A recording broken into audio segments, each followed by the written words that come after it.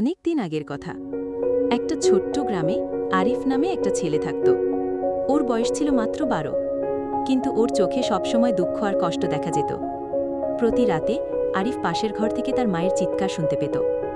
ওর বাবা তার মাকে অনেক অত্যাচার করত। আরিফ খুব ভয় পেত আর সবসময় ভয়ে ভয়ে থাকত। একদিন আরিফের বাবা নেশা করে বাড়ি আসে আর তার মাকে অনেক মারে। আরিফ এটা দেখে আর সহ্য করতে পারে না।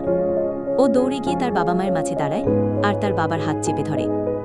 আরিফের বাবা অবাক হয়ে জিজ্ঞেস করে, কেন তার হাত ধরেছে? আরিফ তখন বলে, তার মা মোটেও দুর্বল না, আর সেও এখন আর বাচ্চা নেই।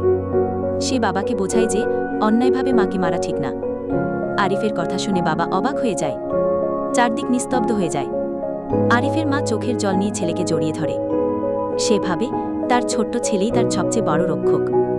এরপর আরিফ প্রতিজ্ঞা করে যে সে আর কখনো অন্যায় সহ্য করবে না। কেমন